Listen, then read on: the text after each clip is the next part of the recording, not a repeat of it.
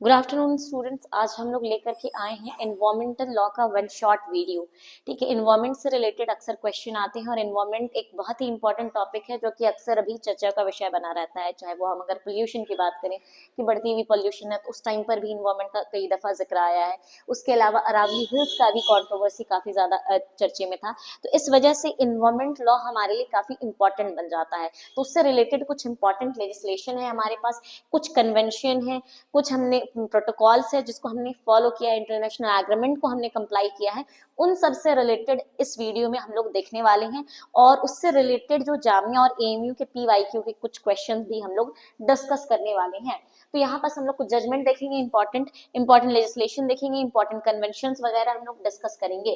तो ये है इन्वायरमेंटल लॉ का वन शॉट वीडियो। आइए स्टार्ट करते हैं। ठीक है, इंट्रोडक्शन ये है कि इन्वायरमेंटल लॉ कहते किसे हैं। तो इन्वायरमेंटल लॉ वो सारी ट्रीटीज, स्टैट्यूट्स, रेगुलेशन, कन्वेंशन और पॉलिसीज जो कि डिजाइन की गई है ताकि नेचुरल एनवायरनमेंट को प्रोटेक्ट किया जा सके, मैनेज किया जा सके, और जो ह्यूमन एक्टिविटीज के जो इम्पैक्ट हमारे यानी कि इंसान क्या कर रहा है, अलग अलग तरह का डेवलपमेंटल एक्टिविटीज कर रहा है, इंडस्ट्रियलाइजेशन कर रहा है, अर्बनाइजेशन कर रहा है, कंस्ट्रक्शन कर रहे हैं हम लोग, व्हीकल्स हैं, उन सब से रिलेटेड, फैक्ट्रीज से जो भी इम्पैक्ट पड़ रहा है हमारे इकोसिस्टम का, उसको मैनेज किया जाए। ठीक है, and natural resources such as forest, minerals और फिशरीज। एंड इन्वायरमेंटल लॉ कौन कौन सी एस्पेक्ट को कर रहा है, वो सारे एस्पेक्ट्स को कर रहा है।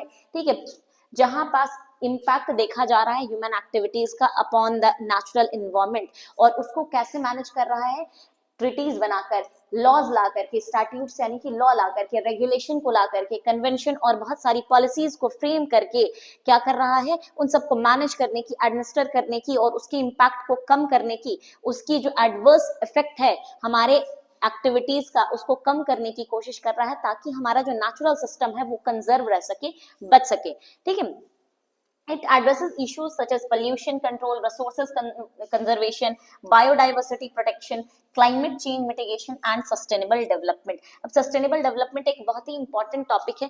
तो ये क्या करता है कि ये हमारा जो इन्वायरमेंटल लॉ यानी कि इन्वायरमेंटल लॉ का जिक्र ही क्यों हुआ, इसीलिए हुआ, इन्वायरमेंटल लॉ इसलिए बना ताकि हम क्या कर सके, जो कि पोल्यूशन हो रहा है उसको कंट्रोल कर सके। अलग अलग तरह के पोल्यूशन है, एयर पोल्यूशन है, वाटर पोल्यूशन, सॉइल पोल्यूशन, हर को कंट्रोल कर सके। हमारे जो रिसोर्सेज है, हमें पता है कि रिसोर्सेज किस तरह के होते हैं, दो तरह के होते हैं। एक रिसोर्स होता है जो क्या होता है, जो कि खत्म हो जाने वाला है, जिसको हम लोग नॉन रिन्यूएबल रिसोर्सेज या एग्जॉस्टेबल रिसोर्सेज कहते हैं। तो उसको कंजर्व किया जा सके आने वाले फ्यूचर जनरेशन के लिए। बायोडाइवर्सिटी, ठीक है, हमारे यहाँ क्या है, अलग अलग तरह के प्लांट्स और अलग अलग तरह के एनिमल्स पाए जाते हैं, लेकिन सिंस हम लोग क्या कर रहे हैं, डिफरेंट डिफरेंट डेवलपमेंटल एक्टिविटीज के कारण वो डाइवर्सिटी धीरे धीरे कम होती जा रही है। प्लांट्स एक्सटेंट होते जा रहे हैं, एनिमल एक्सटेंट होते जा रहे हैं, क्योंकि उनका हैबिटेट का जो लॉस है, उनके जो घर जहां पर वो रहते हैं, नेचुरल हैबिटेट, वो खत्म होते जा रहा है। तो उसको प्रोटेक्शन करने के लिए भी इन्वायरमेंटल लॉज को बनाया गया। क्लाइमेट चेंज को मिटिगेट करने के लिए कि जो क्लाइमेट चेंज आ रहा है हमारी एक्टिविटीज की वजह से, ठीक है, हमारा एक ग्लोबल एवरेज जो ग्लोबल टेम्परेचर है वो बढ़ते जा रहा है, हीट बढ़ते जा रहा है। हम लोग देख रहे हैं स्नोफॉल्स जो हैं वो कम हो रहे हैं, ग्लेशियर्स पिघल रहे हैं। तो उसको मिटिगेट किया जाए, उसको कम किया जाए क्लाइमेट चेंज को, और साथ में सस्टेनेबल डेवलपमेंट किया जाए। इनिशियली जब इन्वायरमेंटल लॉ की बात हुई तो हम लोग सस्टेनेबल डेवलपमेंट से अवेयर नहीं थे। What do we mean by sustainable development. हम लोग अगर world war first, world war second देखें तो वर्ल्ड वॉर सेकंड तक we were not aware about the concept of sustainable development, we were just developing. Industrialization हुआ तो हम लोग बस डेवलपमेंट का काम कर रहे थे, बट लेटर ऑन हमें रियलाइज होने लगा धीरे धीरे कि फॉरेस्ट खत्म हो जाएगा, हमारी जो ये एयर पोल्यूट हो जाएगी, तो हम लोग कैसे रहेंगे। ठीक है, या फिर आने वाले टाइम पर जो ये रिसोर्सेज जिसका इस्तेमाल कर रहे हैं हो सकता है ये खत्म हो जाएगा, तो हमारे फ्यूचर जनरेशन का क्या होगा। और वहीं से निकला हमारा concept of sustainable development.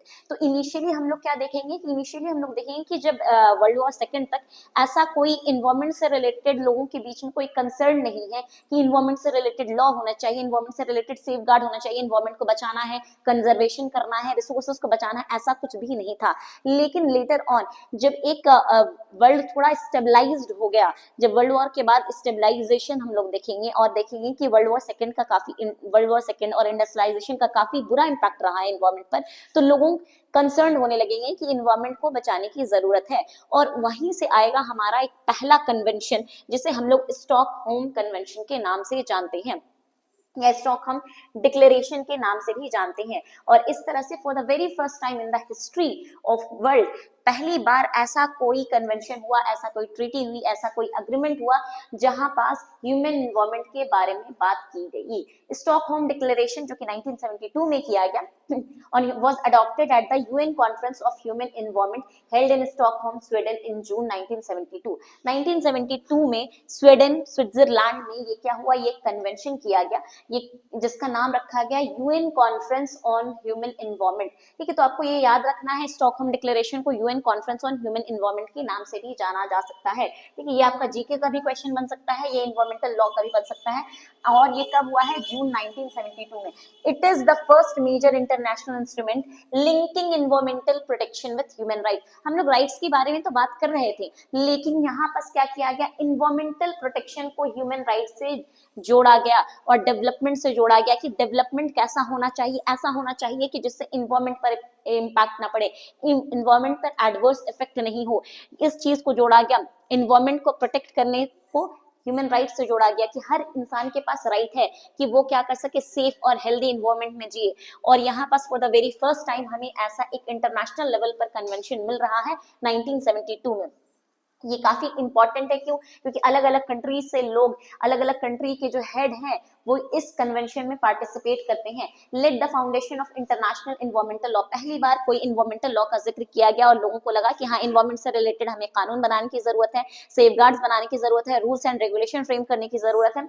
Introduce core concept such as sustainable development. Although direct word इस्तेमाल यहाँ नहीं किया गया था, लेकिन उसका जो बेस जो आया, फाउंडेशन जो आया, वो हम कह सकते हैं स्टॉकहोम डिक्लेरेशन से ही सस्टेनेबल डेवलपमेंट का फाउंडेशन ले डाउन कर दिया गया।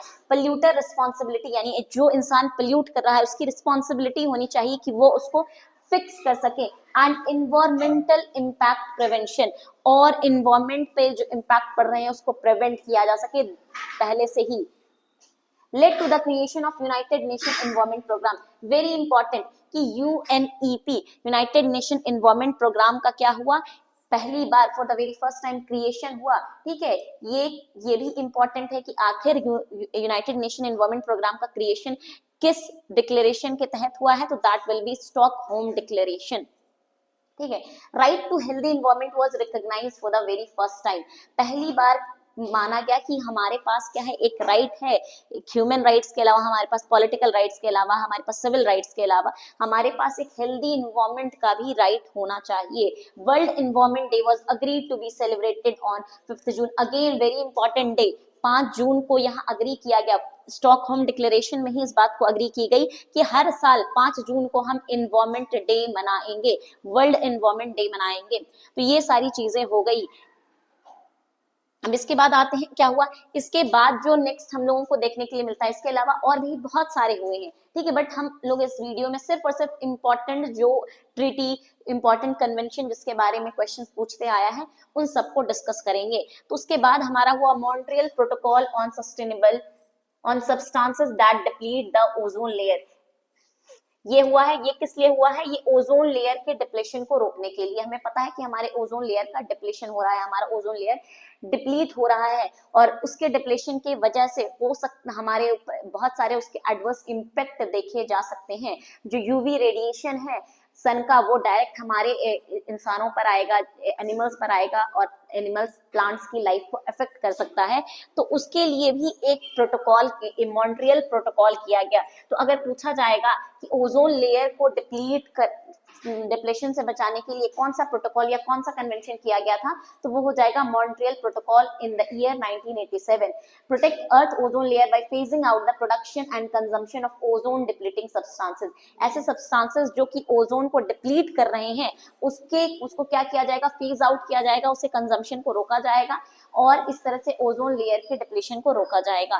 तो बेसिक सी इसमें बात यही कही गई है कि मॉन्ट्रियल प्रोटोकॉल 1987 किससे रिलेटेड था, तो ओजोन डिप्लेशन से रिलेटेड था। This question you might be asked in your exam. फिर उसके बाद आते हैं एक और इम्पॉर्टेंट है यहाँ द ब्रडलैंड कमीशन, जो कि 1983 में बनी थी और 1987 में अपना रिपोर्ट सबमिट करती है। ये one of the very important बन जाता है, क्यों, क्योंकि for the very first time जो टर्म दिया गया, ऑल्दो सस्टेनेबल डेवलपमेंट की बात तो हम लोग कर रहे थे, बट जो टर्म को डिफाइन किया गया सस्टेनेबल डेवलपमेंट का, एक प्रॉपर डेफिनेशन जो दिया गया है वो इस ब्रेटलैंड कमीशन के द्वारा दिया गया है। इसको हम लोग world commission on environment and development के नाम से भी जानते हैं, जो कि स्टैब्लिश की गई है 1983 में स्टैब्लिश की गई है, और इस कमीशन का चेयरपर्सन का नाम था गो हार्लेम। ठीक है, अब इसके बाद क्या है, इसमें रिपोर्ट पब्लिश किया गया और उस रिपोर्ट का नाम था our common future. Very important कि आवर कॉमन फ्यूचर नाम की जो रिपोर्ट है वो किस कमीशन ने पब्लिश की है, तो ब्रेटलैंड कमीशन ने पब्लिश की है, जो कि डिफाइन करता है सस्टेनेबल डेवलपमेंट को for the very first time. पहली बार हिस्ट्री में सस्टेनेबल डेवलपमेंट को डिफाइन किया गया। सस्टेनेबल डेवलपमेंट का क्या है डेफिनेशन, कि इस तरह से डेवलपमेंट करना कि हम रिसोर्स को बचा के रख सकें, ताकि आने वाली जो फ्यूचर जनरेशन है वो उसको यूज कर सके। ठीक है, अपने फ्यूचर जनरेशन के लिए हम जब रिसोर्स को कंजर्व कर रहे हैं और उस वे में जब हम डेवलपमेंट कर रहे हैं तो हम सस्टेनेबल डेवलपमेंट कर रहे हैं। तो ये जो डेफिनेशन है ये किसने दिया है, ये हमारी ब्रेटलैंड कमीशन, जिसने एक रिपोर्ट पब्लिश किया गया था आवर कॉमन फ्यूचर, उसमें डेफिनेशन दिया गया था for the very first time. आगे देखते हैं, उसके बाद हुआ बहुत ही इंपॉर्टेंट, कई दफा इससे सवाल आए हैं अलग अलग कॉम्पिटिटिव एग्जाम्स में, कि रियो समिट, जिसको हम लोग अर्थ समिट 1992 के नाम से भी जानते हैं, known as the United Nation conference on environment and development.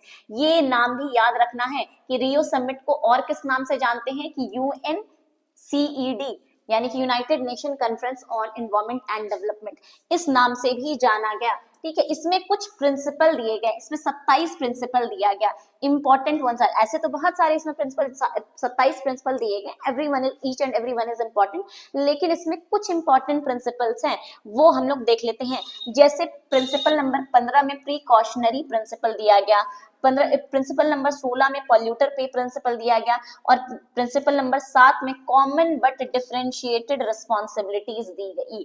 ठीक है, अब ये सारी चीज क्या है, ये सारी चीजों को हम लोग डिटेल में डिस्कस करेंगे अलग से, कि प्रिकॉशनरी प्रिंसिपल क्या है, पॉल्यूटर पे क्या है, कॉमन बट डिफरेंशिएटेड रिस्पॉन्सिबिलिटीज क्या है। तो प्रिकॉशनरी प्रिंसिपल ये बताता है कि आपको पहले से ही, मान लेते हैं किसी चीज के लिए साइंटिफिक हमारे पास नॉलेज नहीं एग्जिस्ट करती है, लेकिन हमें लग रहा है कि हमारे इस एक्शन से, हमारे इस डेवलपमेंट से खतरा होगा, तो वहां पास हम अब क्या है, ये प्रिकॉशन ले लेंगे पहले से ही। ठीक है, उसको हमने प्रिकॉशनरी प्रिंसिपल कहा है। हम क्या पहले से ही सावधान हो जाएंगे, ऑल्दो हमें लग रहा है कि पता नहीं होगा या नहीं होगा, हम कंफ्यूजन के स्टेट में है कि इस डेवलपमेंटल एक्टिविटी से क्या इन्वायरमेंट डिग्रेड होगा, क्या इन्वायरमेंट पे इसका एडवर्स इंपैक्ट पड़ेगा, हमारे पास नहीं है साइंटिफिक बैकिंग, लेकिन उसके बावजूद भी हम क्या ले लेंगे, प्रिकॉशन ले लेंगे, पहले से ही हम कॉशियस हो जाएंगे और उस चीज को नहीं करेंगे। पल्यूटर पे कहते हैं कि जिसने पल्यूट किया, मान लेते हैं कोई इंडस्ट्री पल्यूशन कर रही है, चाहे वो वाटर पल्यूशन हो, एयर पल्यूशन हो, तो उसको फिक्स करने का काम वही करेगी, वही इंडस्ट्री करेगी। कॉमन बट डिफरेंशिएटेड रिस्पॉन्सिबिलिटी, ये हम सबकी कॉमन रिस्पॉन्सिबिलिटी है कि हम अपने इन्वायरमेंट को बचाएं, लेकिन जाहिर सी बात है ऐसे लोग जो गरीब हैं, ऐसे लोग जो ऐसी कंट्रीज जो गरीब है, उन पर ज्यादा रिस्पॉन्सिबिलिटी नहीं दी जाए, बल्कि उन पर ज्यादा रिस्पॉन्सिबिलिटी दी जाए, those who are already developed countries, those who are already rich people. ठीक है, उनको ज्यादा रिस्पॉन्सिबिलिटी होनी चाहिए, क्यों, क्योंकि वो इस पोजीशन में है, वो इस बेनिफिशियल पोजीशन में है कि वो इस चीज को क्या कर सकते हैं, उनके पास इतना पैसा है कि वो, उनके ऊपर ज्यादा रिस्पॉन्सिबिलिटी होनी चाहिए as compare to the people और as compare to the nation जो उतना ज्यादा डेवलप्ड या जो उतना ज्यादा रिच नहीं है। यही है कॉमन बट डिफरेंशिएटेड प्रिंसिपल। तो यहाँ पर ये कुछ इंपॉर्टेंट प्रिंसिपल दिया गया है रियो समिट में। ठीक है, इसमें क्या है, कुछ प्रिंसिपल दिए गए थे और ये था 1992 में हुआ है। ये कई दफा क्वेश्चन पूछा गया है कि जो 1992 में अर्थ समिट हुआ है वो कहाँ हुआ है, रियो डी जेनेरियो ब्राजील में हुआ है, जिसको हम लोग United Nation conference on environment and development के नाम से हम लोग जानते हैं। इसके बाद और कुछ इंपॉर्टेंट पॉइंट्स हैं, क्यों, इसमें क्या है, लिखा गया है कि it led to the establishment of UNFCCC। अब UNFCCC एक बहुत ही इंपॉर्टेंट रोल प्ले कर रहा है। UNFCCC United nation framework convention on climate change, ठीक है, ये इसका फॉर्मेशन हुआ है कहाँ, रियो समिट में ही हुआ है। अब ये क्या है, क्लाइमेट चेंज के ऊपर बहुत रोल प्ले कर रहा है, अभी तक ये है, ठीक है। It also paved way for the convention on biological diversity. फिर हमारे पास क्या है, कन्वेंशन हुआ बायोलॉजिकल डाइवर्सिटी पर, उसके लिए भी क्या है, इसने वे को पेव किया है, ठीक है। ये कि सीबीडी का जो है, इस पर भी यूएन सीबीडी बनी हुई है अभी हमारे पास। तो यहाँ पास हम क्या देख रहे हैं, इसके वजह से रियो समिट होने की वजह से क्या हो रहा है, यूएनएफसीसी का फॉर्मेशन हो रहा है। यूएनएफसीसी का अगर हम हेडक्वार्टर देखें, कहाँ है यूएनएफसीसी का हेडक्वार्टर, ये है जर्मनी में, ठीक है। और इसके बाद क्या है, एजेंडा 21, बहुत बार ये क्वेश्चन पूछा गया है और बहुत ही इंपॉर्टेंट है इन्वायरमेंट पॉइंट्स ऑफ व्यू से। A comprehensive action plan for sustainable development in the 21st century.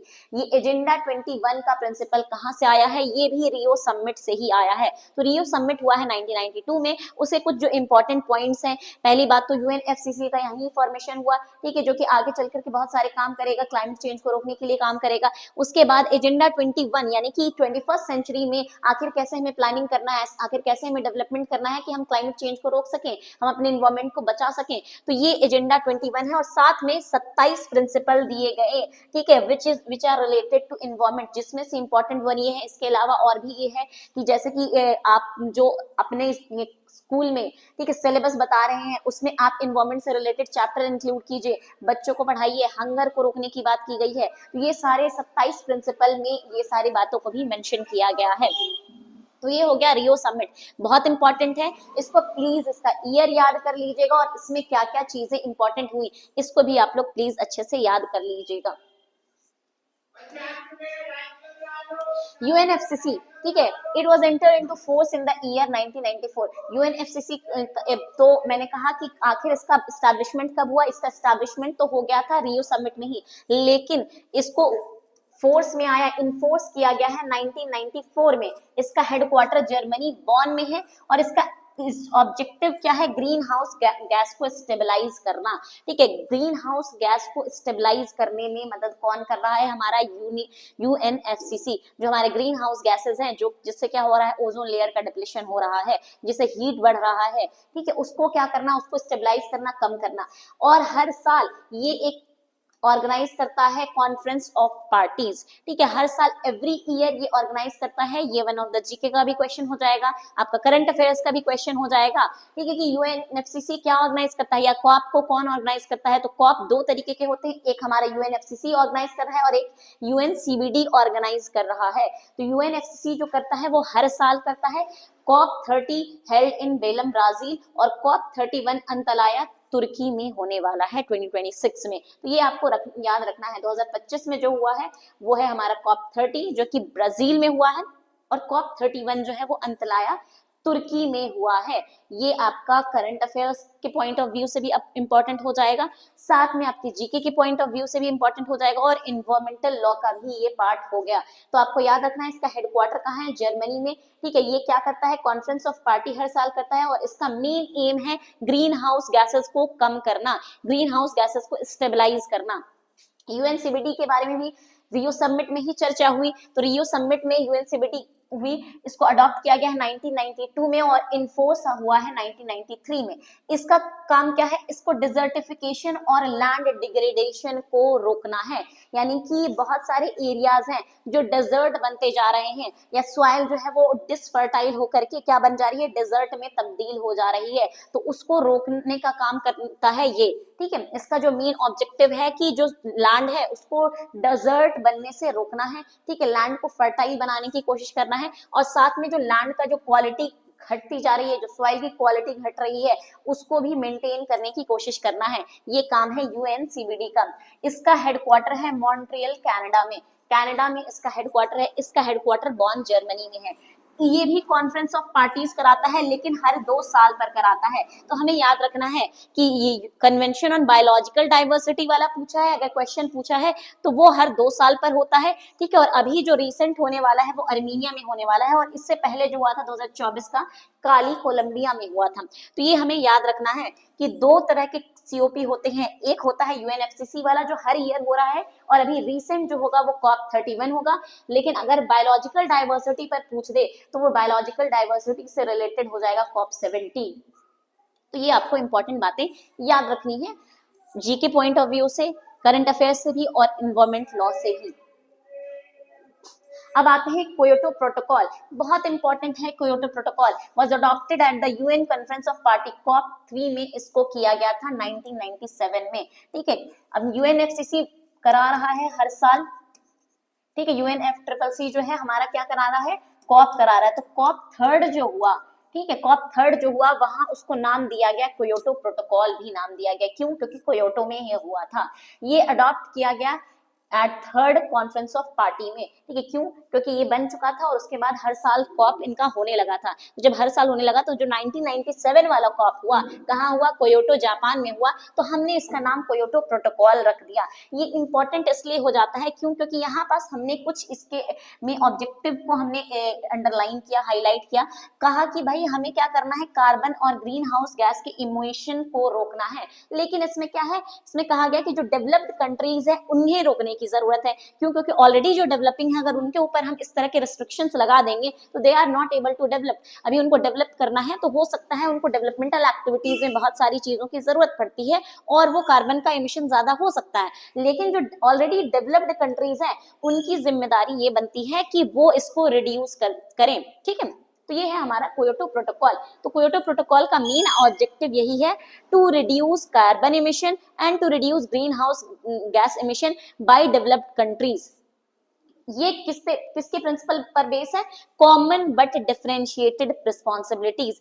मैंने बताया कि ऑलरेडी जो रिच नेशन है, ठीक है, वो तो डेवलप कर गए हैं, उनके अंदर जो भी एक्टिविटीज करनी थी उनको डेवलपमेंटल की वो उन्होंने कर ली है। तो अब उनकी जिम्मेदारी बनती है कि वो आगे आए और ज्यादा से ज्यादा इन्वायरमेंट को बचाने के लिए वो ज्यादा एक्शन ले इन कंपैरिजन टू वैसे नेशन जो डेवलप नहीं हुए हैं। तो ये बात इसमें कही गई, क्योटो प्रोटोकॉल में कही गई। तो ईयर आपको याद रखना है, जापान में हुआ था और कॉप 3 था। किसने कंडक्ट कराया था, यूएनएफसीसी ने कराया था। मेन ऑब्जेक्टिव हो गया हमारा ये।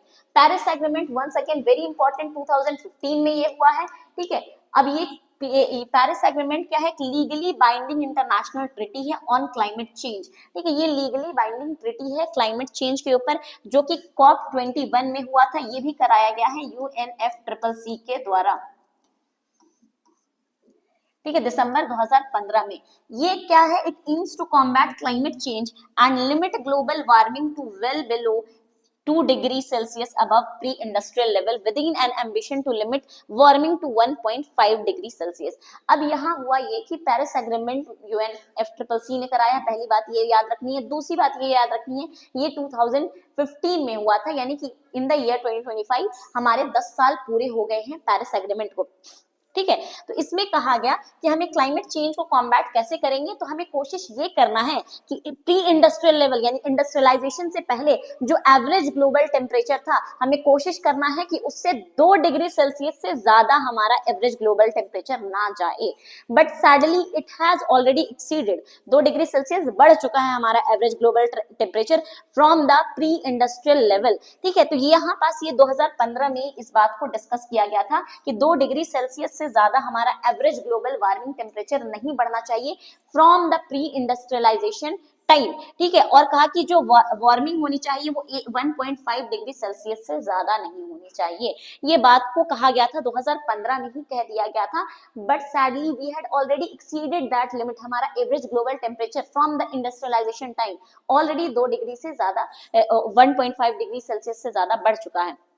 तो हमें ये चीज याद रखनी है कि पेरिस एग्रीमेंट हुआ है, कॉप 21 में हुआ है, 2015 में हुआ है, और इसका जो ऑब्जेक्टिव था वो ये था क्लाइमेट चेंज को कॉम्बैट करना, ताकि लिमिट किया जा सके global average temperature from pre industrial time to only 2 degree Celsius.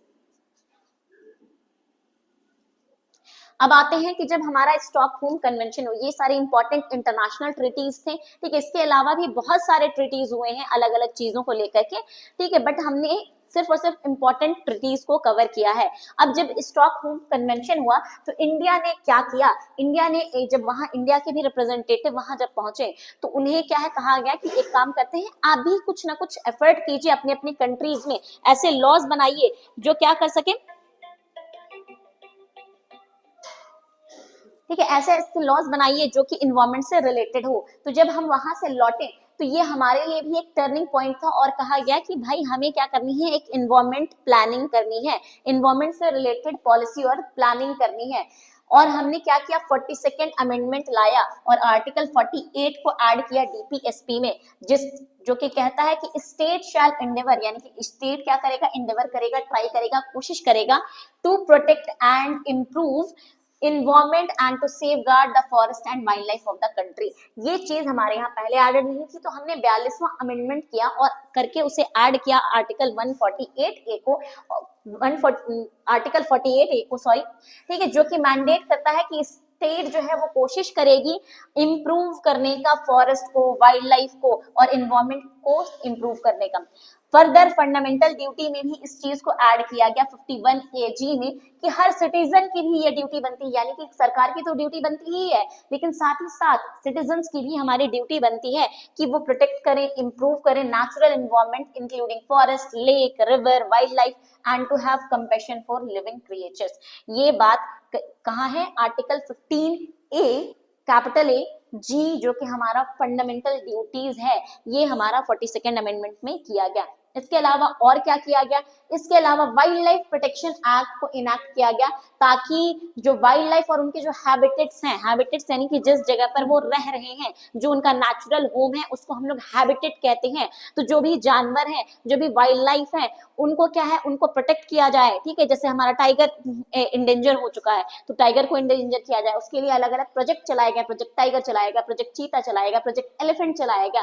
तो ये क्या किया गया, वाइल्ड लाइफ प्रोटेक्शन एक्ट चलाया गया और इसमें 6 शेड्यूल दी गई जिसमें एनिमल को अलग अलग कैटेगरी में रखा गया, ठीक है। जैसे कि मान लेते हैं शेड्यूल 1 में किसी एनिमल को रखा गया है तो बिल्कुल ही उसका आप ट्रेड नहीं कर सकते हैं, उसको आप हंट डाउन नहीं कर सकते हैं। तो 1 और 2 में जो शेड्यूल में जो जिन एनिमल्स के नाम दिए गए हैं उनको क्या है, एब्सोल्यूट प्रोटेक्शन दिया गया है कि ना ही आप उसके स्किन का, ना ही आप उसकी बॉडी पार्ट्स का ट्रेड नहीं कर सकते हैं, ना ही आप उसको हंट कर सकते हैं, शिकार कर सकते हैं। तो ये क्या है, वाइल्ड लाइफ प्रोटेक्शन एक्ट हमने जब हम वहां से लौटे हमें लगा कि हाँ, वहां जब बताया गया, बातें हुई तो हमें लगा कि it is very important to conserve our wild life, to conserve our forest, to conserve our environment and resources. तो इसीलिए हमने वाइल्ड लाइफ प्रोटेक्शन एक्ट 1972 लाया। इसके अलावा हमने क्या लाया है, water prevention and control of pollution act 1974। हमने वाटर के प्रिवेंशन, वाटर के जो पोल्यूशन हो रहा है उसको प्रिवेंट करने के लिए और पोल्यूशन को रोकने के लिए हमने ये एक्ट लाया है, ठीक है। और क्या किया हमने, सेंट्रल पोल्यूशन कंट्रोल बोर्ड बनाया और साथ में स्टेट लेवल पर भी पोल्यूशन कंट्रोल बोर्ड बनाया। प्रदूषण को रोकने के लिए हमने सेंट्रल लेवल पर as well as state level, दोनों लेवल पर हमने क्या बनाया, अलग अलग बोर्ड बनाया ताकि वो मॉनिटर कर सके पोल्यूशन को, ठीक है। और बाद में हम देखेंगे कि यही पोल्यूशन कंट्रोल बोर्ड को पावर दे दी जाएगी कि वो एयर पोल्यूशन को भी मॉनिटर करे। इनिशियली तो सिर्फ और सिर्फ वाटर के लिए था, लेकिन इन्हीं pollution, central pollution control board as well as state pollution control board को एयर पोल्यूशन एक्ट के तहत, air prevention and control of pollution act 1981 के तहत इन्हीं लोगों को एम्पावर किया जाएगा कि वो मॉनिटर करें एयर पोल्यूशन को भी, ठीक है। was enacted to address the growing problem of air pollution in India। Air pollution अभी तो बहुत एक रिस्क है, एक थ्रेट है, एक इमरजेंसी लाइक सिचुएशन हो गया है, ठीक है। स्पेशली जो हमारे यहाँ की जो मेट्रो सिटीज है वहां पास क्या है, इन्वायरमेंट पोल्यूशन, एयर पोल्यूशन बहुत ज्यादा बढ़ गया है, AQI एक्सट्रीमली डेंजरस हो चुका है। तो यहाँ पास क्या है, ये इसके लिए अगर पूछेगा कि who is responsible for that, ठीक है, तो इसके लिए हमारे पास स्टेट पोल्यूशन कंट्रोल बोर्ड भी रिस्पॉन्सिबल होगी और सेंट्रल पोल्यूशन बोर्ड भी रिस्पॉन्सिबल होगी। किस एक्ट के तहत, air prevention and control of pollution act 1981। यानी हमारा एयर पोल्यूशन को रोकने के लिए ऑलरेडी एक एक्ट इनैक्टेड है, इन्फोर्स्ड है, ठीक है। But still we are facing such sort of problem कि जहां पास पोल्यूशन जो है, एयर पोल्यूशन एक इमरजेंसी और एक थ्रेट की तरह हो गया है, लाइफ थ्रेटनिंग हो चुका है। फिर उसके बाद हमने बनाया फॉरेस्ट को बचाने के लिए एक एक्ट 1980 में, to protect forest and prevent their destruction. फिर हमने एक पेरेंट लेजिस्लेशन बनाया है। EPA क्या है, इन्वायरमेंट प्रोटेक्शन एक्ट एक पेरेंट एक्ट है, पेरेंट लॉ है। ये बताता है कि आप जो है इन्वायरमेंट को कैसे बचाना है, और अगर इन्वायरमेंट से रिलेटेड और लॉज बनाने हैं तो क्या होगा, कैसे होगा। तो ये पेरेंट एक्ट है, बेसिकली ये गाइडलाइन प्रोवाइड कर रहा है, serve a comprehensive framework for environmental protection, यानी इन्वायरमेंट से रिलेटेड जितने भी लॉज बने हैं वो कहीं ना कहीं इससे ही लिंक्ड होकर के बने हैं, ठीक है। Addressing gaps in existing legislation, और जितने भी गैप्स जो ऑलरेडी 1972 का जो हमारा वाइल्ड लाइफ प्रोटेक्शन एक्ट है, हमारा ये water pollution and prevention act है, उन सब में जो भी गैप्स हैं, रह गए हैं, उसको एड्रेस करने की कोशिश की है इन्वायरमेंट प्रोटेक्शन एक्ट ने। ये हर तरह के इन्वायरमेंट, हर तरह के पोल्यूशन, हर तरह के इन्वायरमेंट से रिलेटेड जो भी डिग्रेडेशन हो रहे हैं, इन्वायरमेंट का पोल्यूशन हो रहा है, इन्वायरमेंट का किसी भी तरीके की चीजें हो रही हैं, उसको कवर करने की कोशिश की गई है इन्वायरमेंट प्रोटेक्शन एक्ट में। उसके बाद और इंपॉर्टेंट प्रोविजन क्या है कॉन्स्टिट्यूशन से, आर्टिकल 253। ये एक इंपॉर्टेंट प्रोविजन इसलिए बन जाता है क्योंकि ये बताता है कि अगर मान लेते हैं कोई इंटरनेशनल हमने ट्रीटी की है, इंटरनेशनल एग्रीमेंट किया है, कॉन्ट्रैक्ट किया है, तो उसको लॉ बनाने की जिम्मेदारी हमारी किसमें दी जाती है, आर्टिकल 253 में। यानी article 2 by virtue of article 253 हम क्या कर सकते हैं, इंटरनेशनल ट्रीटी या एग्रीमेंट के कंप्लायंसेस में अपने स्टेट में, अपने कंट्री में लॉज बना सकते हैं ताकि इंप्लीमेंट किया जा सके उन ट्रीटीज, एग्रीमेंट और कन्वेंशंस को। तो जो हमारे यहाँ ये सारे जो हमने स्टॉकहोम कन्वेंशन में हम गए और वहां से आकर के हमने लॉ बनाया, तो वो उनके क्या है, उस इंटरनेशनल ट्रीटी या एग्रीमेंट के ही हमने कंप्लायंस में बनाया, उसको कंप्लाई करके, उसको फॉलो करके। तो वो किस आर्टिकल के तहत हमने बनाया, वो आर्टिकल हो जाएगा 253, कि जब भी कोई इंटरनेशनल ट्रीटी हमने किसी भी कंट्री के अग्रीमेंट किया है, इंटरनेशनल लेवल पर कोई ट्रीटी साइन की है, तो उससे रिलेटेड उसको इनैक्ट करने के लिए, उसको इन्फोर्स करने के लिए अपनी कंट्री में हम लॉ बना सकते हैं बाय वर्च्यू ऑफ आर्टिकल 253। तो ये आर्टिकल भी हमारे लिए इंपॉर्टेंट हो जाता है। इसके बाद आते हैं और इंपॉर्टेंट से रिलेटेड, इन्वायरमेंट से रिलेटेड इंपॉर्टेंट लेजिस्लेशन यानी एक्ट कौन कौन से हमने पास किए हैं। हमने बायोडाइवर्सिटी एक्ट पास किया है to conserve biological resources by sharing the benefits from the use of biological resources. अब होता ये है कि बहुत सारे जो एनिमल्स हैं, बहुत सारे जो प्लांट हैं, ठीक है, उसको अलग अलग चीजों में इंडस्ट्री में प्रिपेयर किया जाता है, बहुत सारे रिसर्च कंडक्ट किए जाते हैं, एक्सपेरिमेंट कंडक्ट किए जाते हैं। तो अब कहा गया कि बायोडाइवर्सिटी एक्ट के तहत कि भाई जो भी बायोलॉजिकल रिसोर्सेज का इस्तेमाल कर रहे हैं, प्लांट्स का, एनिमल्स का, ठीक है, उन सारी चीजों का, इन्वायरमेंट का, इकोसिस्टम का आप इस्तेमाल तो कर रहे हैं, लेकिन आपको उसका बेनिफिट शेयर करना है। उस बेनिफिट शेयर करके आपको क्या है, इन्वायरमेंट को बचाने की कोशिश करनी है। कि आप इन्वायरमेंट का इस्तेमाल तो कर रहे हैं अपने बेनिफिट के लिए और प्रॉफिट कमा रहे हैं, लेकिन आपको मान लेते हैं उस बेनिफिट के लिए आप लायबल भी तो होंगे। आपको उस बेनिफिट का कुछ ना कुछ कंपनसेशन, उस बेनिफिट का कुछ ना कुछ शेयर आपको इन्वायरमेंट को बचाने के लिए देना होगा। ये बात हमारी बायोडाइवर्सिटी एक्ट 2002 करती है। अब ये सारी चीज तो थी, ठीक है, पहले से ही हमारे पास ऑलरेडी एक एक्ट तो था, लेकिन हमारे लिए कोई ऐसा स्पेसिफिक ट्राइब्यूनल नहीं बना था, ऐसा कोई स्पेसिफिक बॉडी नहीं थी। तो हमने एक नेशनल ग्रीन ट्राइब्यूनल एक्ट 2010 लाया, ठीक है, और इससे हमने क्या बना दिया, एक स्पेसिफिक ट्राइब्यूनल। ट्राइब्यूनल कहते हैं क्वासी जुडिशियल बॉडीज को, ऐसी बॉडीज जिनके पास क्या है, जुडिशियल पावर तो है, but they are not actually a judicial authority, ठीक है, एक्चुअली में वो नहीं है, लेकिन वो they are performing a judicial function. तो उन सबको हम लोग ट्राइब्यूनल कहते हैं। तो ये क्या है, क्वासी जुडिशियल बॉडी है NGT. NGT was established on October 18 2010। It is a specialized body, once again 2010 है, इसीलिए ये इंपॉर्टेंट ईयर बन जाता है। तो हमें याद रखना है एनजीटी एक्ट कब आया है, 2010 में आया है, और इसका एस्टैब्लिशमेंट हुआ है। और इसमें कहा गया कि इसमें सिर्फ और सिर्फ इन्वायरमेंट से रिलेटेड जो भी केसेस होंगे उसको सुनवाई की जाएगी, with expertise to handle environmental dispute. जितने भी इन्वायरमेंट से रिलेटेड डिस्प्यूट हैं वो क्या है, यहाँ पास एनजीटी में आएगा। The NGT has jurisdiction over all civil cases involving substantial environmental question. Environment से related question है तो वो क्या है, NGT के पास में जाएगा। फर्दर इससे अपील किया जा सकता है एनजीटी का, ठीक है। अभी करंट चेयरपर्सन कौन है, जस्टिस प्रकाश श्रीवास्तव हैं। तो ये हमें याद रखना है ये नाम, क्यों, क्योंकि ये पीवाईक्यू में पूछा गया है। अभी हम लोग पीवाईक्यू भी डिस्कस करेंगे। अब आते हैं कुछ इंपॉर्टेंट प्रिंसिपल। हमें याद होगा कि जब अरावली हिल्स के बारे में डिस्कशन हो रहा था तो काफी न्यूज में कुछ प्रिंसिपल काफी ज्यादा आए थे, जैसे कि आया था हमारा प्रिकॉशनरी प्रिंसिपल, को बार बार न्यूज में चल रहा था कि व्हाट आर प्रिकॉशनरी प्रिंसिपल, आखिर प्रिकॉशनरी प्रिंसिपल अरावली हिल को डिफाइन करते वक्त क्यों नहीं लिया गया। तो ये सारे प्रिंसिपल होते क्या है, तो ये दोनों प्रिंसिपल को ऑलरेडी हम लोगों ने डिस्कस कर लिया है कि ये हमने रियो डिक्लेरेशन जब कर रहे थे, ठीक है, उसी टाइम पर इन सारे प्रिंसिपल को हमने लाया था। तो पॉलिटियर पे प्रिंसिपल क्या कहता है कि जो is a environmental law doctrine that place financial responsibility दे रहा है, यानी कि आपको पैसा देना होगा।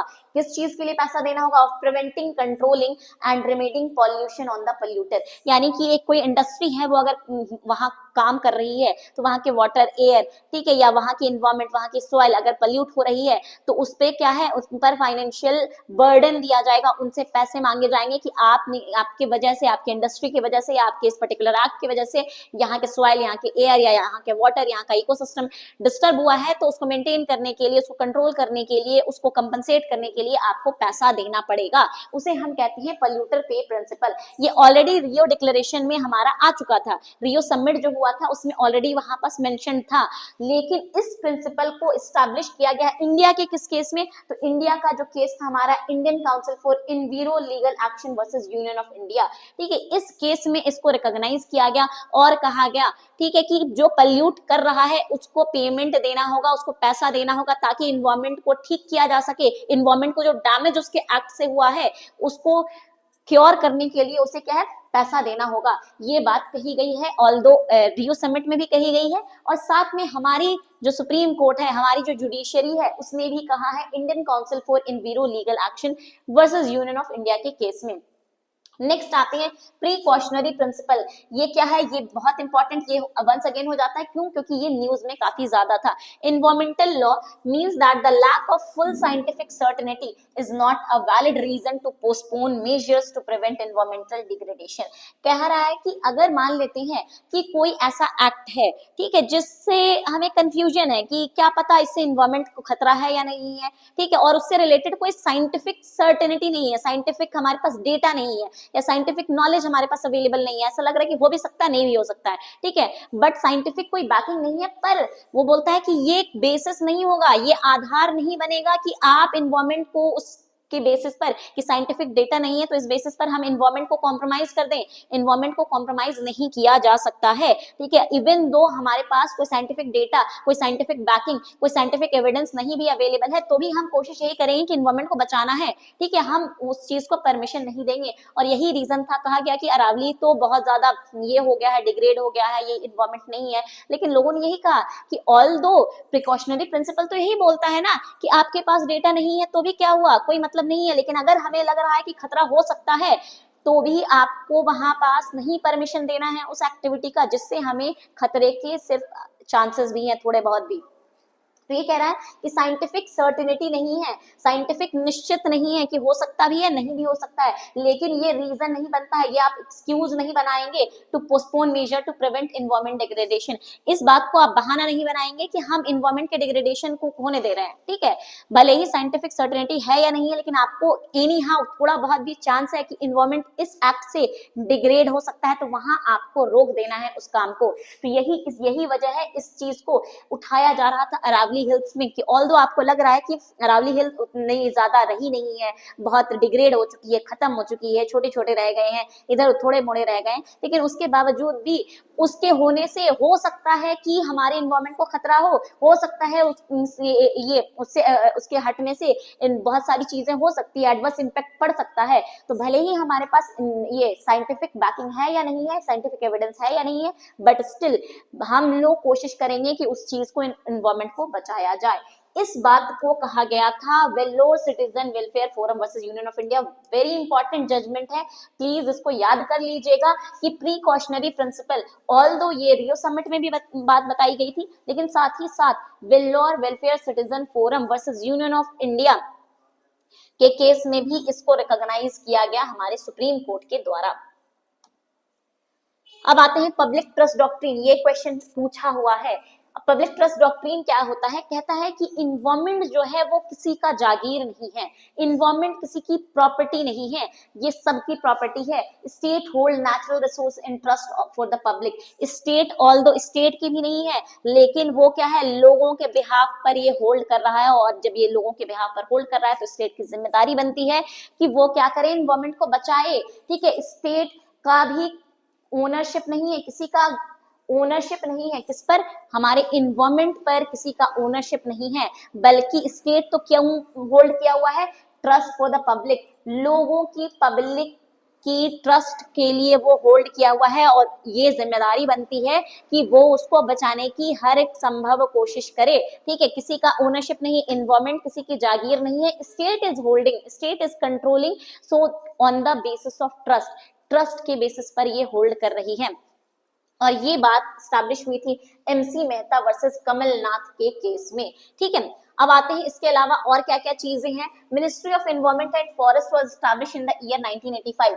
एमओईएफ को एस्टैब्लिश किया गया 1985 में। ठीक है, एक अलग मिनिस्ट्री बना दी गई, कब, 1985। प्लीज इस ईयर को जरूर याद कर लीजिएगा। इसके नाम को बदल दिया गया ministry of environment forest and climate change, MOEFCC कहीं लिखा हुआ आप लोग देखें तो इसका मतलब किस चीज के बारे में बात किया जा रहा है, बात किया जा रहा है ministry of environment forest and climate change, जिसका नाम चेंज कर दिया गया था 2014 में, बना है 1985 में। ये है हमारा मिनिस्ट्री। ठीक है, ये मिनिस्ट्री बनाया गया स्पेशली ताकि एनवायरमेंट से रिलेटेड जो भी कंसर्न है उसको देखा जा सके। और ये मिनिस्ट्री वो सारे क्लियरेंस देती है फैक्ट्री को कि एक फैक्ट्री को स्टैब्लिश किया जाना चाहिए, यहाँ किया जाना चाहिए या नहीं किया जाना चाहिए, वो सारे जो मेजर्स हैं वो उसको फॉलो कर रही है या नहीं कर रही है, ये बात है, ये काम है ministry of environment and forest का। सस्टेनेबल डेवलपमेंट गोल्स क्या है, अब ये 17 इंटरकनेक्टेड ग्लोबल गोल्स अडॉप्ट किए गए थे यूनाइटेड नेशन के द्वारा 2015 में। ठीक है, ये क्या है, कुछ गोल्स दिए गए हैं, 17 गोल्स दिए गए हैं जिसको हम लोग सस्टेनेबल डेवलपमेंट गोल्स के नाम से जानते हैं। और इसको अचीव करना है, जैसे कि पॉवर्टी को एंड करना है, प्लैनेट को प्रोटेक्ट करना है, पीस इंश्योर करना है, प्रॉस्पेरिटी लाना है, ये सारी चीजों को हमें अचीव करना है। उसकी डेडलाइन दी गई है 2030। तो यूएन ने क्या है 17 गोल्स दिए हैं। ठीक है, कब, 2015 में, और कहा है कि 2030 तक हर कंट्री को जो भी उसके मेंबर हैं, ठीक है, यूएन के मेंबर हैं, इसको अचीव करना है। और इसके जैसे कि कुछ है, and poverty, protect the planet, इस तरह की जेंडर डिस्क्रिमिनेशन को खत्म करना है, ये सारी बातें 17 सस्टेनेबल डेवलपमेंट गोल में बताई गई है, जिसको अचीव करने की डेडलाइन दी गई है 2030। ठीक है, तो ये वंस अगेन ये भी इंपॉर्टेंट हो जाता है, वाटर सस्टेनेबल डेवलपमेंट गोल्स। तो सस्टेनेबल डेवलपमेंट गोल 17 गोल हैं, जिसमें क्या है, हमें पॉवर्टी को एंड करने की बात की गई है, जेंडर डिस्क्रिमिनेशन को एंड करने की बात की गई है, और इसे हमें अचीव करना है बाय 2030। इसके बाद आ जाते हैं important committees related to environment. ये भी क्वेश्चन पूछा गया है। TSR Subramanian committee, TSR Subramanian committee एक और चीज से रिलेटेड है, लेकिन 2014 में ये बनी हुई है, ये एनवायरमेंट से रिलेटेड है। बाद में एक और TSR सुब्रमण्यम कमेटी बनी है न्यू एजुकेशन पॉलिसी से रिलेटेड, तो वो भी देख लीजिएगा कि TSR सुब्रमण्यम कमेटी एक बार बनी थी किस चीज के लिए, एनवायरमेंट के लिए, दूसरी बार बनी थी for reformation of education policy.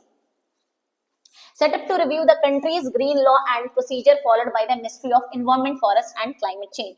ये बनाई गई थी कि रिव्यू करें, जो हमारे इन्वायरमेंटल लॉज हैं उनको रिव्यू किया जाए, और जो वर्किंग है हमारी ministry of environment and forest का, उसकी वर्किंग को भी रिव्यू करे। इसके बाद क्या है, गाडगिल कमेटी बनी थी, वेस्टर्न घाट को प्रिजर्व करने के लिए बनाई गई थी। हमारा जो वेस्टर्न घाट है, जो कि एक बहुत ही रिच सोर्स है, बहुत ज्यादा ही डाइवर्स वहाँ क्लाइमेट देखा जाता है, डाइवर्स वहाँ बायोडाइवर्सिटी काफी डाइवर्स है, वहाँ फ्लोरा फौना बहुत रिच है, उन सब चीजों को प्रोटेक्ट करने के लिए, प्रिजर्व करने के लिए गाडगिल कमेटी बनाई गई थी। कस्तूरी रंगन कमेटी बनाई गई थी, ये भी वेस्टर्न घाट के प्रिजर्वेशन के लिए बनाई गई थी। अब कैंपा क्या है, Campa was in news in the year 2025, तो इसीलिए ये मैंने कैंपा को भी कवर कर लिया है। ये compensatory afforestation fund management and planning authority है, establish under the compensatory afforestation fund act 2016। तो एक एक्ट पास किया गया, कहा गया कि ऐसे मतलब बहुत सारी ऐसी कंपनीज होती हैं जो इन्वायरमेंट को डिग्रेड कर रही हैं, तो कहा गया कि उनको एज अ कंपनसेशन अफॉरेस्टेशन करना है, पेड़ लगाना है। ठीक है, और उसके लिए एक फंड जनरेट किया गया। ठीक है, किस, इस एक्ट के तहत, जिसको हम लोग कैंपा फंड के नाम से भी जानते हैं, compensatory afforestation fund management and planning authority. ठीक है, manage fund collected from user agencies to compensate for forest land diverted for non forest use. मान लेते हैं फॉरेस्ट लैंड का इस्तेमाल किया गया नॉन फॉरेस्ट पर्पस के लिए, फॉरेस्ट लैंड में मान लेते हैं कोई घर बना दिया गया, फॉरेस्ट लैंड में मान लेते हैं कोई एजेंसी बना दी गई, फॉरेस्ट लैंड में मान लेते हैं कोई इंडस्ट्रीज बना दी गई, तो उन सारे जगह पर उन लोगों से, उन एजेंसीज जो वहां पर इस्तेमाल कर रही हैं उस फॉरेस्ट को, ठीक है, नॉन फॉरेस्ट पर्पस के लिए, तो उनसे क्या है, पैसा मांगा जाता है, उनसे फंड मांगा जाता है, और उस फंड से क्या किया जाता है, कहीं और अफॉरेस्टेशन, अफॉरेस्टेशन यानी पेड़ लगाया जाता है। जंगल बसाए जाते हैं, उसी को कैंपा फंड कहा जाता है। तो ये न्यूज में इसलिए थी क्योंकि इससे रिलेटेड सुप्रीम कोर्ट ने एक डिसीजन दिया था जहां पास ये दिखा था कि क्या कैंपा फंड का एप्रोप्रिएशन हो पा रहा है, क्या कैंपा फंड को इस्तेमाल किया जा रहा है, अफॉरेस्टेशन हो रहा है या नहीं हो रहा है। तो इसीलिए इट वाज अ न्यूज, तो ये इंपॉर्टेंट बन जाता है। तो आप लोगों से पूछा जाएगा कि कैंपा फंड जो है इज रिलेटेड टू व्हाट, तो इज रिलेटेड टू अफॉरेस्टेशन या इन्वायरमेंट। अरावली हिल कंट्रोवर्सी, अब ये देख लेते हैं, न्यूज में था तो इसीलिए इसको भी थोड़ा सा हम लोग देख लेते हैं, अदरवाइज ये डायरेक्ट आप लोगों से क्वेश्चन पूछा नहीं जाएगा। ये कहां से स्टार्ट हुआ? सुप्रीम कोर्ट ने नवंबर 2025 में न्यू और स्ट्रिक्ट डेफिनेशन दिया गया था। ठीक है, सेंटर जो है वो देती है सुप्रीम कोर्ट के पास कि भाई हम लोग जो है रीडिफाइन करना चाह रहे हैं अरावली हिल को। ठीक है, अरावली हिल्स को, ठीक है, हम लोग क्या करना चाह रहे हैं, रीडिफाइन करने की कोशिश कर रहे हैं। अब कहा गया, अब इसमें जो डेफिनेशन, जो नया डेफिनेशन दिया सुप्रीम कोर्ट को, उसने एक्सेप्ट कर लिया सुप्रीम कोर्ट ने नवंबर 2025 में। अब इसमें ये था कि protected range to hill 100 meter high और within 500 meter of each other. कहा कि 100 मीटर के जो हिल्स हैं उसको हम प्रोटेक्शन देंगे, और ये मान लेते हैं ये एक हिल है और इस हिल के 500 मीटर के अंदर में कोई हिल है तो इन सबको प्रोटेक्शन मिलेगा। लेकिन अगर मान लेते हैं एक हिल है और इसके बाद ये क्या है, 700 मीटर के बाद दूसरा हिल है, तो इसको प्रोटेक्शन नहीं मिलेगा। तो ये बात इसमें कही गई। ठीक है, ये बात एग्जैक्टली इसमें नहीं कही गई, लेकिन इस डेफिनेशन से यही निकल पा रहा था, यही निकल रहा था कि मान लेते हैं कि अगर 500 मीटर में हिल है, ठीक है, तब तो आप प्रोटेक्ट करेंगे, लेकिन मान लेते हैं कि 500 मीटर से ज्यादा में अगर कोई हिल है तब तो प्रोटेक्शन नहीं मिलेगा। और दूसरा है कि हाइट में क्या कहा गया कि हाइट में अगर मान लेते हैं 100 मीटर अगर कोई हिल है वही प्रोटेक्टेड होगी, यानी कि 100 मीटर से जो नीचे की हिल है उसको तोड़ दिया जा सकता है, उसको खत्म कर दिया जा सकता है, उसको नॉन फॉरेस्ट यूज में लाया जा सकता है, उसमें माइनिंग की जा सकती है, ये सारी चीजें थी। इन्वायरमेंटलिस्ट अब यहाँ पास ये जब आया, ठीक है, तो बहुत ज्यादा इससे कंट्रोवर्सी हो गई कि भाई अब तो यहाँ पास माइनिंग होना स्टार्ट हो जाएगा, जिससे क्या हो सकता है, वो अरावली हिल एक तरह का बैरियर का काम कर रही है, जिससे हमारा जो दिल्ली वाला जो रीजन है, हमारा हरियाणा वाला जो रीजन है, जो कि डेजर्ट में नहीं तब्दील हो रहा है, वहां से जो लैंड, वहां से जो हवाएं आती हैं डेजर्ट की, वो उसको बैरियर की तरह काम कर रहा है अरावली हिल, और हमें रोक रहा है। ठीक है, जो हीट वेव्स वहां से निकलते हैं, ठीक है, राजस्थान से, वो रोक रही हैं, एज अ बैरियर का काम कर रही हैं। ठीक है, वहां पास बहुत सारे पेड़ हैं, पौधे हैं, ग्रीनरी है, और अरावली हिल्स क्या है, राजस्थान के बॉर्डर पे पड़ता है, हमारे दिल्ली के बॉर्डर पे पड़ता है, हरियाणा के बॉर्डर पे पड़ता है। तो ये सारी चीजों को क्या कर रहा है, राजस्थान में भी कहीं ना कहीं उसी की वजह से ग्रीनरी है, दिल्ली में भी पड़ रहा है तो दिल्ली में भी उस वजह से ग्रीनरी है, अगर हम हरियाणा की बात करें वहां भी ग्रीनरी है। तो अगर इस सबको हम काटने लग जाएंगे जो 100 मीटर से भी कम का है, तो एक माउंटेन या हिल क्या करता है, एक बेस को होल्ड करता है, तो देयर आर हाई चांसेस कि इन्वायरमेंट पे इसका एडवर्स इम्पैक्ट पड़े। अब ये बहुत सारी जब प्रोटेस्ट होने लगा, राजस्थान में प्रोटेस्ट होने लगा, ठीक है, तो यहाँ पर सुप्रीम कोर्ट ने सुओ मोटो कॉग्निजेंस लिया। सुप्रीम कोर्ट ने क्या किया, सुओ मोटो यानी कि खुद से उसका नोटिस लिया कि ठीक है, लाइए आप लोगों की क्या क्या चिंताएं हैं, आप लोगों की क्या क्या बातें हैं, आप लोगों के क्या व्यूज है, ओपिनियंस है, रखिए, हम सुनते हैं। ठीक है, तो उसके बाद क्या है, to reconsider the definition of Aravalli hills and matters pertaining to illegal mining. अब कहा कि ठीक है, दोबारा से हम इसको डेफिनेशन को रिकंसिडर करेंगे, दोबारा से हम देखेंगे और दोबारा से हम इसको डिफाइन करने की कोशिश करेंगे। तो ये बात था हमारा अरावली हिल से रिलेटेड कि आखिर क्या पूरी कंट्रोवर्सी थी। अब लोग आते हैं कुछ और लैंडमार्क जजमेंट इन्वायरमेंट से related. MC Mehta versus union of India 1987 का केस है। Right to safe environment was recognized as a fundamental right under article 21। Very important कि right to healthy and safe environment जो है वो किस केस, वो किस आर्टिकल का हिस्सा है, तो वो आर्टिकल 21 का हिस्सा है। ये बात बोला गया एमसी मेहता, बहुत ही इंपॉर्टेंट ये जजमेंट है। ठीक है, वेरी इंपॉर्टेंट कि MC Mehta versus union of India के केस में कहा गया कि right to healthy and safe environment क्या है, हमारा आर्टिकल 21 के अंदर एक फंडामेंटल राइट है। तो किसमें है, आर्टिकल 21 के अंदर में है। उसके बाद आते हैं TN Godavarman Thirumulpad versus union of India 1995 का केस है। ये ऑल दो 1995 का केस है, उस टाइम पर ये इनिशिएट हुआ था, लेकिन अभी तक ये केस क्या है, कंटिन्यूइंग मैंडेमस के तहत चल रहा है, यानी कि supreme court time to time इस केस को क्या है, रिविजिट करती रहती है। और रिविजिट करके इसमें रेगुलेशंस वगैरह देती रहती है। तो ये क्या है, इस बहुत landmark case on forest conservation and also lead to the establishment of CAMPA. और जो कैंपा फंड का जो एस्टैब्लिशमेंट हुआ है वो हमारा इसी केस की वजह से हुआ है। ठीक है, ये बहुत ही इंपॉर्टेंट जजमेंट है और हर साल कुछ ना कुछ इसमें रिफॉर्म्स, कुछ ना कुछ गाइडलाइंस, कुछ ना कुछ मेजर्स देती ही रहती है सुप्रीम कोर्ट। तो ये क्या है, अभी तक ये केस कंटिन्यू कर रहा है, it is still continuing from the 1995। इसके बाद आते हैं M K Ranjit Singh versus union of India 2024 का केस है, जहां कहा गया कि जो क्लाइमेट चेंज का जो एडवर्स इंपैक्ट है, ठीक है, उसका जो गलत इंपैक्ट है जो हमारे पर पड़ रहा है, ये उसके अगेंस्ट में हमारे पास राइट है अंडर आर्टिकल 21। ठीक है, अंडर आर्टिकल 21 में हमें क्लाइमेट चेंज से जो इफेक्ट पड़ रहा है उसके खिलाफ भी हमारे पास एक फंडामेंटल राइट है कि ये सरकार की ड्यूटी बन रही है कि जो क्लाइमेट चेंज हो रहा है उसको रोके। ठीक है, क्यों? क्योंकि ये जो है हमारे फंडामेंटल राइट का वायलेशन हो रहा है। और फंडामेंटल राइट कौन सा? Article 21, right to life and personal liberty.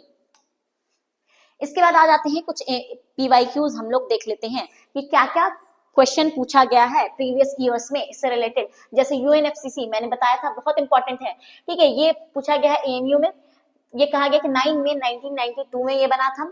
ठीक है, पहला है, इसका ऑब्जेक्टिव है स्टेबलाइज करना ग्रीन हाउस गैस को। UNFCC endorse the concept of common but differentiated responsibilities. UNFCC put onus on developing countries to lead the way in reducing emission. क्या कह रहा है कि ये बना था 1992 में। ठीक है, हाँ मान लेते हैं 1992 में तो ये बना था रियो समिट से। कह रहा है कि इसका स्टेबलाइज करना है, सही है। ठीक है, इसके बाद कह रहा है कि कॉमन बट डिफरेंशिएटेड रिस्पांसिबिलिटी, यानी कि सेम होना चाहिए बट अलग अलग रिस्पांसिबिलिटी होनी चाहिए, मान सकते हैं। कह रहा है कि इसमें जो ओनस यानी बर्डन जो दिया गया है वो डेवलपिंग कंट्रीज के ऊपर दिया गया है। तो ये कहीं से भी सही लग रहा है। हमने तो कहा कि जो रिच कंट्रीज है, डेवलप्ड कंट्रीज है, उनके ऊपर बर्डन होना चाहिए। तो यहाँ पास क्या हो जाएगा, यहाँ पास 1 तो सही है, 2 भी सही है। पूछ रहा है करेक्ट ऑप्शन बताना है, तो choose the correct option from the following. तो 1 सही है, 2 भी हमें सही लग रहा है, 3 का हमें कुछ पता नहीं है, तो इसीलिए हमारा यहाँ पास ए हो जाएगा। ठीक है, तो ये हमारा ये दोनों गलत हो जाएंगे। 1 सही है, 1992 में बना हुआ है और ऑब्जेक्टिव है इसका ग्रीन हाउस गैस को स्टेबलाइज करना। तो इसका ऑप्शन ए सही हो जाएगा, यानी 1 and 2 स्टेटमेंट्स आर करेक्ट और ये दोनों हमारे रॉन्ग हो जाएंगे। नेक्स्ट चलते हैं, what is the name of international agreement signed in 1987 to ban chlorofluorocarbon. Chlorofluorocarbon को बैन करने के लिए 1987 में, 1987 ईयर याद करना है, कौन सा हमारा एग्रीमेंट हुआ था, तो हमें याद रखना है मॉन्ट्रियल प्रोटोकॉल, यानी कि ऑप्शन बी इसका आंसर हो जाएगा। ये जानिए 2023 में पूछा गया है, आप लोगों को देख लीजिए। ठीक है, रेड लिस्ट क्या है? अब रेड लिस्ट एक red list of threatened species is released. Red list क्या होती है कि यहाँ पास निकाला जाता है लिस्ट ऐसे स्पीशीज का, ऐसे जानवर और ऐसे प्लांट्स का जो कि थ्रेटेंड है, जिनकी जान को खतरा है, जो कि एक्सटेंट हो सकते हैं। ठीक है, जो कि इंडेंजर्ड कैटेगरी में ऑलरेडी आ चुके हैं और अगर उनका हम प्रिजर्वेशन नहीं किए तो वो कुछ दिन में खत्म हो जाएंगे। उसके लिए रेड लिस्ट निकाला जाता है। तो रेड लिस्ट निकालती है IUCN निकालती है। IUCN क्या करती है? रेड लिस्ट निकालती है। साइट्स का क्या काम है? साइट्स का काम है कि बताना कि कौन कौन से एनिमल में आप ट्रेड कर सकते हैं और कौन कौन से एनिमल में ट्रेड नहीं कर सकते हैं। ठीक है, और ये क्या है? वर्ल्ड वाइल्ड लाइफ फंड है। ठीक है, जिसका सिंबल पांडा है, तो ये भी याद रखना है। इसके बाद आते हैं TSR सुब्रमण्यम कमेटी 2014। मैंने बताया कि ये ये किससे रिलेटेड है? India effort to counter terrorism, establishment of Indian environmental service, conjugal rights under Hindu Marriage Act, use of drone technology in agriculture। तो हमें लग रहा है कि इन्वायरमेंट से ही रिलेटेड हुआ था, तो बी ऑप्शन इसका सही हो जाएगा, establishment of Indian environment service. ठीक है, आगे चलते हैं। The convention protocol that mandates the sharing of benefits derived from the use of genetic resources that are covered by Convention on Biological Diversity। तो ये क्या हो जाएगा? इसका हो जाएगा नागोया प्रोटोकॉल। नागोया प्रोटोकॉल में ये बात बोली गई कि जो भी बेनिफिट डिराइव हो रहा है, आप इस्तेमाल कर रहे हैं रिसोर्सेज का, प्लांट के जीन्स का, एनिमल के जीन्स का, और उस रिसोर्सेज का इस्तेमाल करके आप इंफॉर्मेशन ले रहे हैं, आप अपने एक्सपेरिमेंट में इस्तेमाल कर रहे हैं, डिस्कवरी में इस्तेमाल कर रहे हैं, तो उसका बेनिफिट आपको शेयर करना है। है ये आपके ऊपर मैंडेटरी है, और ये बात कही गई थी कौन से कन्वेंशन में, ये कही गई थी नागोया प्रोटोकॉल में, और इसीलिए हम लोगों ने बायोडायवर्सिटी एक्ट 2002 लाया, ठीक है, ताकि हम क्या कर सके, उन कंपनीज, वो सारी कंपनीज जो क्या कर रही हैं, जेनेटिक रिसोर्सेज का इस्तेमाल कर रही हैं, प्लांट के एनिमल्स के जीन्स का इस्तेमाल कर रही हैं और उससे बेनिफिट कमा रही हैं, तो उस बेनिफिट से जो भी उनको उसका जो शेयर है वो आपको क्या है, इन्वायरमेंट के लिए लगाना है। ये बात कही गई थी नागोया प्रोटोकॉल में। Who is the current chairperson of NGT? ये तो पुराना वाला है, ठीक है, तो पुराना पहले थे आदर्श कुमार गोयल, ठीक है, अभी हमारे हो गए हैं प्रकाश श्रीवास्तव। तो आपको अभी नाम याद रखना है प्रकाश श्रीवास्तव, इसको याद करने की जरूरत नहीं है। इसके बाद आते हैं with which among the following subjects the agenda 21 that came out of earth summit explicitly deal with। agenda 21 जो कि रियो समिट 1992 से आया था, ये किससे डील करता है, ग्रीन हाउस से डील करता है, क्लाइमेट चेंज से डील करता है, सस्टेनेबिलिटी से डील करता है, या ओजोन लेयर प्रोटेक्शन से डील करता है।